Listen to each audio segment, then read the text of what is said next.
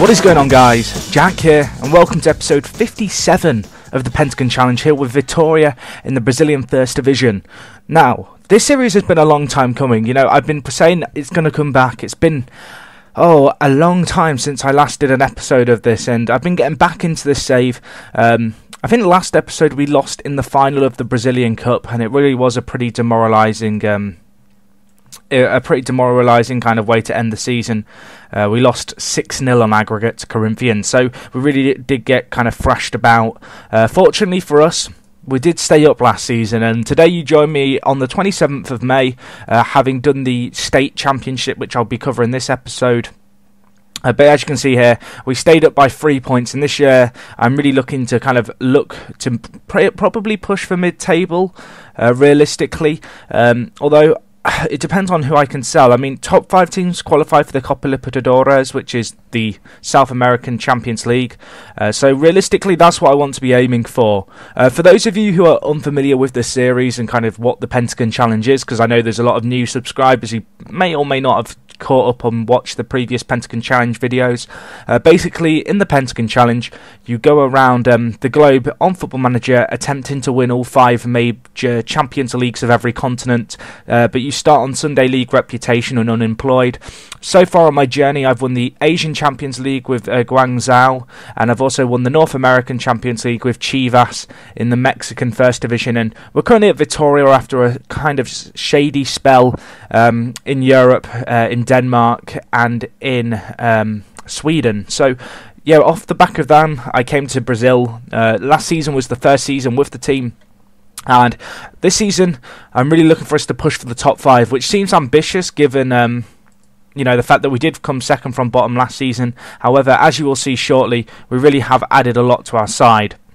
So, for those of you unfamiliar with the Brazilian league system, essentially the main league, the First Division, what everyone cares about, runs from May time till December, and then from kind of January through to April time, there's a state league, which is where all the kind of local kind of state teams play each other in tournaments. So that's what's been going on in the off-season. In our state, we are the biggest club by a mile. Just a quick look at the state championship for this pre-season. We won all 22 games. We conceded 7 goals in the 22, averaged just shy of 4 goals a game, and ended up with plus 72 goal difference. We then qualified for the knockout stage. In the semi-final, we won 3-1 on aggregate against Fluminense, which was a pretty good result. The second leg was a little bit closer than perhaps it should have been, but as you can see, we really dominated the game, and to be honest, we were far superior. And then we had the final, which was, again, a big game against Bahia, who are kind of our big rivals. It was a tricky game, but we did win 2-1 on aggregate following a 0-0 draw. We came good in the end and were able to get the win against them. All of it kind of pending down to the second leg.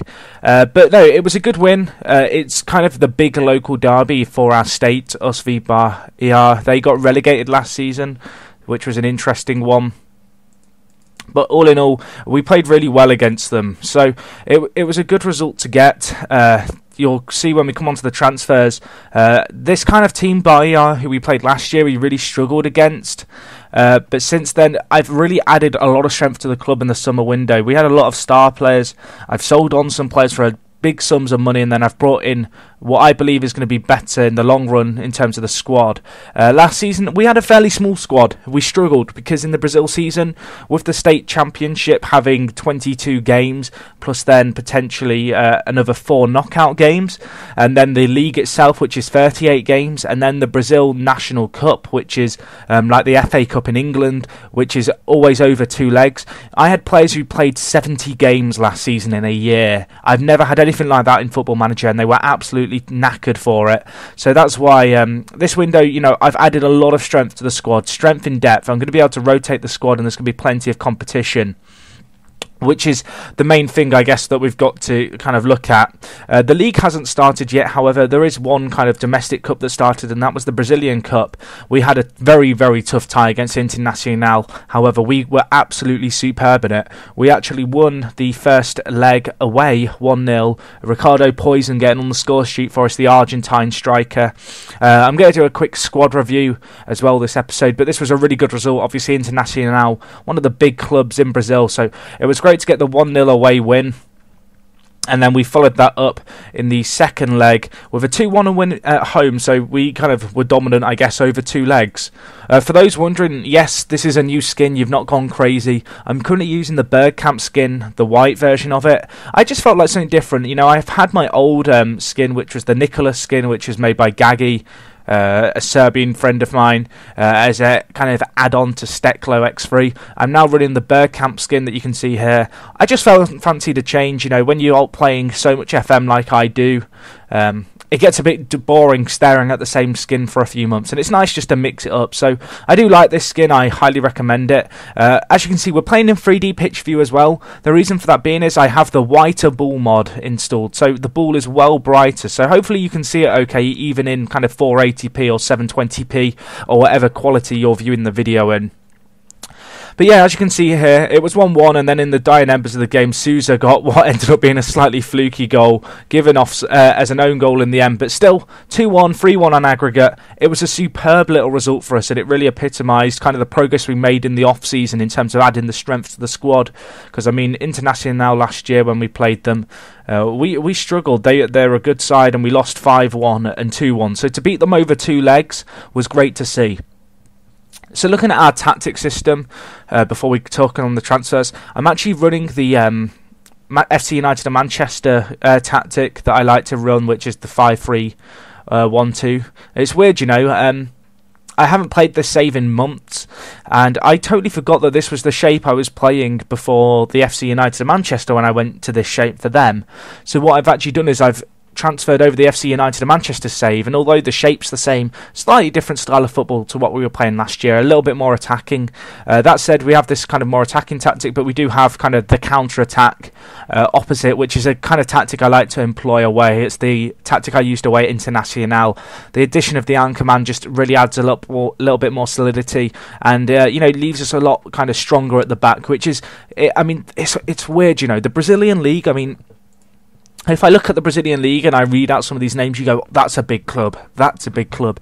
And there's a lot of big teams in this league. You know, really, the South American football competitions as a whole are dominated by the Brazilian sides. I mean, you look, you've got Grêmio, Internacional, Palmeiras, Santos, Sao Paulo, Fluminense, Corinthians, Vasco, Botafogo, Atlético Mineiro, all huge squads and huge teams. And Vitória, we're not a very big squad. I mean, last year we got told to avoid the drop. This year, as I've said, I really want to push for the top 5 if I can. I believe it's a possibility, especially given that result against Internacional over 2 legs. But anyway, let's have a look at the transfer front. There's quite a few transfers to tell you about, to be honest, because as I've mentioned already, we sold a few big names for big money. So you'll see here we spent £20 million in the off-season, which looks like a lot of money, but it's kind of pretty much overshadowed by the £36 million worth of players we did sell, and that came from 2 big sales. Here we have Alan Wellington, a product of our youth academy. He's gone to Real Madrid for £22 million. I mean, don't get me wrong, this guy's a world-class centre-back, and in some ways I wish I could have got a little bit more money for him, but £22 million was near impossible to turn down, and I couldn't help but kind of, I guess, sell him for that price.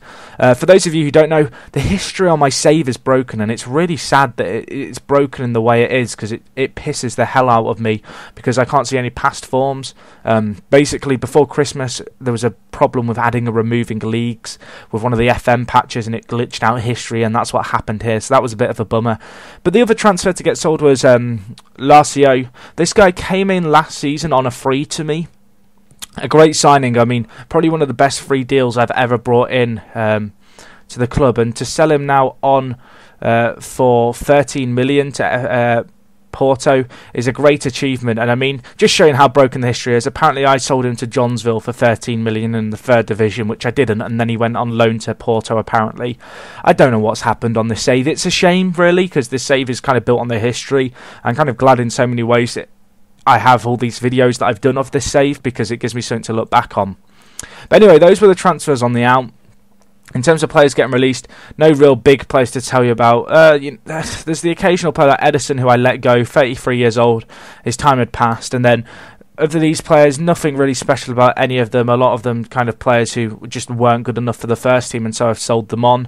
But I guess the interesting stuff happens on the ins, and this is what I really want to talk about, because we did spend £20 million, which was a record spending, but obviously given the transfers that went out, we didn't actually relatively spend that much. We kept a lot of the money ourselves, and as a result, our finances look very strong. You know, it's the strongest they've ever been in the history kind of the club, especially across the last 4 years. And a record income in terms of the players that we sold. But anyway, on the ins, as I said, a lot of players to tell you about. These players coming in really to add strength and depth to the squad. Here we have Torbate, really young striker. He is in fact in the reserve squad, but he came in on a free. Nifty little player. He's going to get first team football eventually, I think. He's on loan at the moment, but I mean, brought him in for free. Nothing to lose by having him. Adding the strength and depth that we needed, because fixtures catch up with you in this league, and it's certainly bit us back, and at the end of last season we were so much struggling with fitness, it was unreal, especially given the fact we had reached the Brazilian Cup final. Another striker here, Araxa, extremely talented player, this lad. Can play a number of positions adequately, solid technicals, it has to be said, fairly decent physicals, only 23, nifty little signing. Obviously I signed him from Metallist in, I think that's Ukraine, Ukraine, for £3.5 million. So not a cheap signing, but a good signing, I believe, nevertheless. We also had Ramon come in from Botafogo. This guy, really athletic wing-back, has the pace, has the ability going forward. Not the strongest defensively in the league, you know, his 13 tackling and his 10 marking kind of give that away, but his raw physicals and his kind of decent stats going forward are going to be stronger for us, and he's going to be a top left wing-back for us this season. And I think he was pretty good at £3.8 million from Botafogo. We also have Souza here, the centre-back. This guy came in for £2 million from Sydney FC in Australia. This guy, talented little player, can win the ball in the air, going to be a solid centre-back for us, and at the price that I paid for him, £2 million, that's nothing really, and I think he's going to add a lot to the side. We also have Carlisle here, centre-back again, another strong centre-back, it has to be said. Good in the air, in fact, fantastic in the air again, this guy. Good, solid all the way round. Adding this strength in depth, I really tried to kind of add 1 or 2 players for every position. And from there, you know, going forward, I think we'll have enough strength going into this season in terms of just having enough to rotate around and keep our players fresh. Here, probably the biggest transfer of the window, Wellington Nem coming in on a free. He'd been released by, I think it was, I can't tell you because the history's broken. I'm pretty sure he got released by AC Milan, and I managed to snap him up, which was a great deal. He's come in on £30,000 a week, which is easily the most paid player in the club, but he deserves it. I'm hoping he's going to be a big kind of experienced shoulder, superb kind of creative stats, still got a lot to offer to the club. You know, 16 creativity, 15 passing, 16 flair, and then fairly decent physical still for his age. 15 natural fitness is going to be good. You know, his age isn't catching up with him just yet, so he's still got something to offer the squad. He's here on a 2-year deal as well, so he's not here too long term, so if he was to start to decline, I can get him off the wage budget before it becomes a problem. We also have Vinio here, coming from Everton's academy. Never made it at Everton, it has to be said. But looking at him, he's made some appearances for the Brazil under-21 squad. Decent finishing, decent acceleration. Strong player as well. He's a good rounded off player.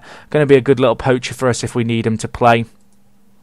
And we also have Igor, oh gosh, I don't want to even attempt to pronounce his name, we'll just call him Igor. Igor, why not? 30 years old, this guy, great player, fantastic signing. To get this guy for £1 million was a great signing. He's not the youngest player in the world, but he's a fantastically gifted midfielder. His physical stats in terms of his strength and stamina might let him down, but his 18 natural fitness means he's going to be able to play a lot of games back to back to back. And he's a perfect box-to-box midfielder for me. You know, he's so well-rounded off. I'm going to be able to stick him in the centre of the park, and he's going to do the job for me. We had another signing come from Botafogo. This was Paulau, the 17-year-old striker. Going to be playing in the reserves for now. However, this guy has a huge future at the club. Got him at a steal of a price as well, which was great. Looking forward to seeing how he can develop. Really, his physical's the only thing that really need working on, if you ask me. He's a superb player, natural talent in terms of as a footballer. His mentals are solid and they'll improve over time, and he's 17. You can't argue with it. Great signing. Again, £1.1 million well spent. We have Everson here, who's another good player, young centre mid. Again, a lot to offer the squad. He's solid all the way round. He's going to be a backup, but bringing him in, he's not on huge wages. He's come in for a fairly cheap price. You can't argue with it. Some of the fans were a bit concerned, signing him from our rivals, but I'm confident he'll do a job for us. We have Lima here, who came in from Santa Cruz. Again, this guy's just a backup of all backups. In terms of the squad depth, the main thing that I've really been trying to work on this year is getting a well-balanced off squad, and I kind of feel now, looking at this squad, yes, it's very balanced, and there's strength in depth as well, which is a great thing to see in a squad, and it's something that really let us down last year, as I've already stressed. I mean, I was having to play players with kind of anything from 50% condition because I didn't have any other options on the bench. We had a squad of, I think, it was somewhere in the region of 19 players. This year, we're going to have a full squad. We're going to be stacked, and I'd rather have far too many players than not enough. Anyway, here we have Eduardo Jose. This guy, very talented left back, 24 years old, great speed, decent physicals, and decent defending and mentals. He's going to be a strong backup in the left back position, but I'm hoping I might be able to train him to play right back as well, or right wing back. And he's got something to offer with his pace. He's going to be a good backup to Ramon, who's going to be first choice left back for the most part. But again, it's just about having the strength and depth and having the options off the bench. Another one of the signings I'm really happy to get was Cristiano. This guy came in on the cheap, under £1 million spent on this guy. 20 years old, uncapped for Brazil, which really does surprise me. But again, looking at his stats, a centre mid who's just well-rounded off in all areas. You can't argue with it. He's also a bit of a set-piece wizard, 17 corners, 16 free kick taking. Penalties taken, I suppose, let him down in that regard. But all in all, again, another very talented midfielder and someone who's going to offer something in the squad. And at the price I paid, probably one of the best signings that I made this window. Just two more players to tell you about. Here we have Ronaldo. This guy, goalkeeper, brought him in very cheap. I am looking at alternate goalkeepers to this guy. I have 3 very good goalkeepers in my squad now, but they're all very much on par. But I mean, this guy didn't cost a lot. £65,000 and on £8,000 a week. I'm not too worried about his wages. He's a very solid keeper. He'll play for now. He may get replaced in the summer window, but he was the best I could get, and at that price I'm not too concerned. And then last but not least, we have Joan Ancheta, the young El Salvadorian player. Again, another striker, along with Araxia and a few of the other players I brought in. I feel like our strike force is going to look superb. Obviously, we already have the likes of Baba up top from last year, who was great for us. And I'm looking forward to seeing what these guys can do, because we have so much to offer in our squad. It's just a case of, can our players gel and can players stay fit like the key ones, and are we going to have some heroes emerge?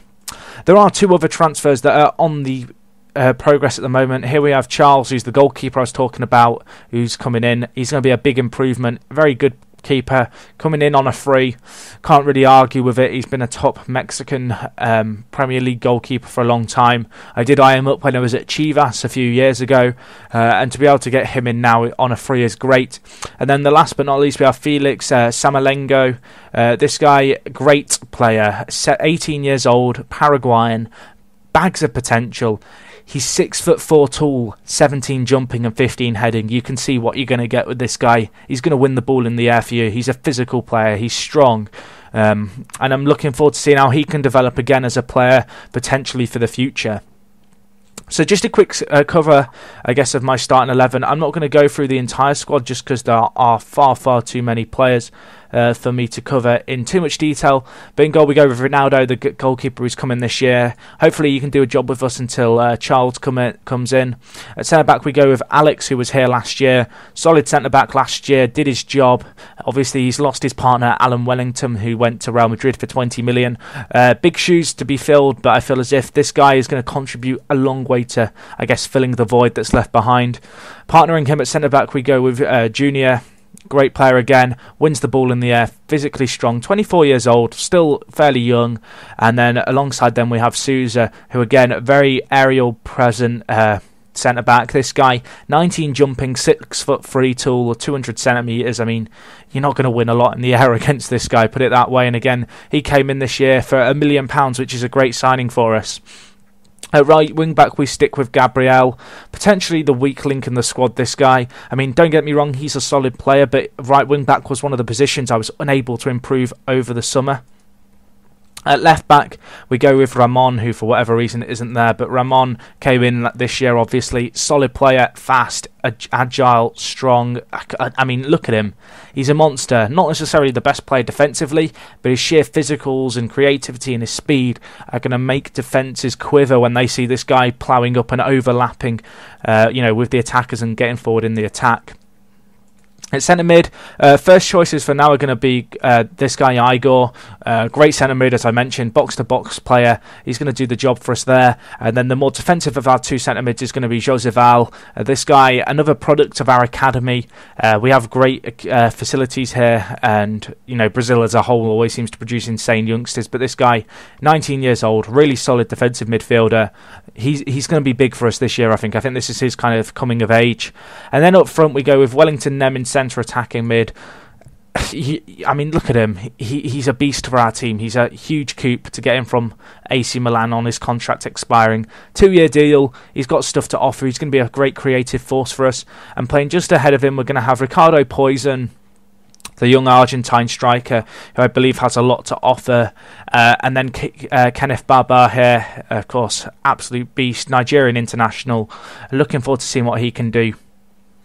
You look across our bench, we've still got some very strong players here who aren't starting, and there are a few here that I'm sure are going to get a shout in the first team. I'm looking forward to seeing kind of our strike force, if I'm honest, and who's going to emerge there. And then you've got the likes of Aziz Samba, this guy, the Gambian. I think he's also Brazilian now. I can't remember if he got dual nationality. Yes, he did. But this guy's a beast. He's a monster. I think he's going to be big this year as well. I mean, we have so much strength in depth that the players are going to have to fight for their spots this year, and that is something that I'm really relishing, having kind of the options that if a player isn't performing and he isn't kind of necessarily, I guess, at the top of his form, I'm able to rotate him. I'm able to say, we've got alternatives, I can bring them on, and I think that's going to be huge for us. Just a quick look at the club information. We are in the rumours at the moment of a board takeover. It's going to be interesting to see what happens there. The chairman said he was unhappy at the end of last year and nothing really happened, and then suddenly a local businessman's come in, but it's gone quiet, so I don't know what's happening on that front. Looking at our stats, obviously you can see our training facilities are average. We have adequate youth facilities, good stadium condition. All in all, media prediction is 16th.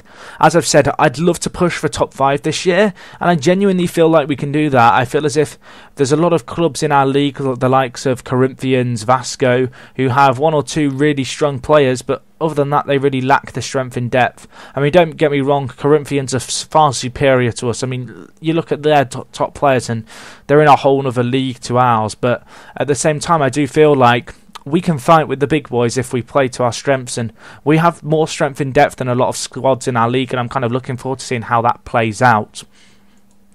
But anyway, guys, hopefully you enjoyed this episode. I'm going to wrap things up there. No live com this episode, as you guys, the long-term fans of the Pentagon Challenge, will know. This series is more just about the recaps, and then if there's big cup finals or big semi-finals or whatever, then I tend to live com them. But hopefully you enjoyed regardless. If you're new around here and you want me to show off something in the next episode about this save, or if you have any questions with regard to the save and my progress so far, obviously, 2023, I've been to a lot of clubs in the past, and if you have any questions, I'm more than happy to kind of answer them. But other than that, if you could give the video a like, it does help me out. Obviously, first episode of the Pentagon Challenge back. It's nice to have it back, and hopefully you guys are looking forward to seeing some more of this going forward. But other than that, guys, it is me, Jack. Thank you for watching, as I've already said. Your support's always appreciated, and I will talk to you guys in a bit. I'm out.